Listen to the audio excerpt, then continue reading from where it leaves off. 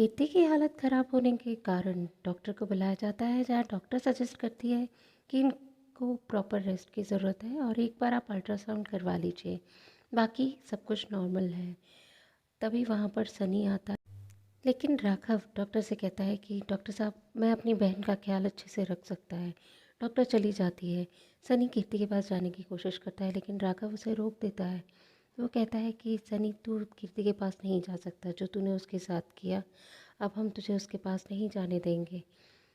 फिर वो हाथ जोड़ के माफ़ी मांगता है, अम्मा से बोलता है कि अम्मा मुझे बात करने दो कीर्ति से, लेकिन अम्मा भी मना कर देती हैं कि जो इंसान बाप बनने के लायक नहीं, एक अच्छा पति नहीं, जिसे अपने गुस्से पे कंट्रोल नहीं, कि अपनी प्रेग्नेंट बीवी को धक्का दे दे, उस इंसान का मेरी बेटी से दूर रहना ही अच्छा है। 2 दिन रोएगी, बाद में सब समझ जाएगी। और सब वहाँ से चले जाते हैं। आने हम देखेंगे कि सनी मौका देखकर कीर्ति के पास फिर से आता है, अकेले में बात करने लगता है, कोशिश करता है, लेकिन कीर्ति बात नहीं करती। सनी उससे माफ़ी मांगता है, बोलता है कि मुझसे बहुत बड़ी गलती हुई कीर्ति, लेकिन मैं तुमसे सच्चा प्यार करता हूँ।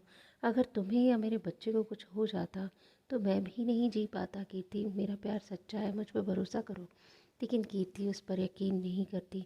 सनी उसे बोलता है, तुम जो बोलोगी मैं वो करूँगा, बस तुम मान जाओ।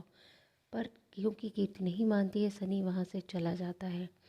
आगे हम देखेंगे कि राघव और पल्लवी बाहर मिलते हैं। राघव पल्लवी को बताता है कि कीर्ति की हालत ठीक है। फिर वो बताता है कि हमारी इस प्लान में कोई और भी है जो मदद करने वाला है। पल्लवी बोलती है, कौन? तो राघव बताता है, सनी।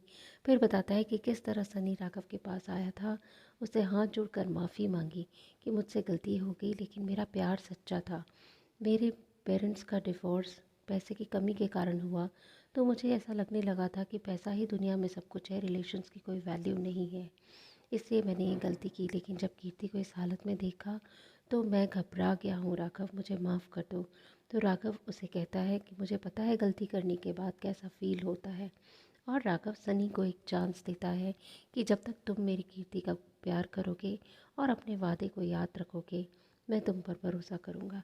पल्लवी कहती है, ठीक है राघव, अगर तुम्हें लगता है कि सनी सच्चा है तो मैं मान लेती हूँ और हमारे लिए तो ये अच्छा ही होगा। लेकिन राघव और पल्लवी को बात करते हुए सुमित देख लेता है। वहाँ हम देखेंगे कि सनी ईशा को कन्विंस करता है कि हम पल्लवी की आत्मा को बुलाते हैं।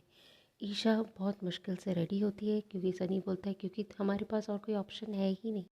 रात में सनी पूरी तैयारी करता है आत्मा बुलाने की। ईशा भी आकर बैठ जाती है, लेकिन तभी ईशा के मोबाइल पे फ़ोन आता है सुमित का, और सुमित बोलता है, मुझे एक बहुत बड़ा राज पता चला है, ईशा बाहर आओ, मैं राघव के घर के बाहर खड़ा हूँ। अब ईशा बाहर निकल के चली जाती है सनी के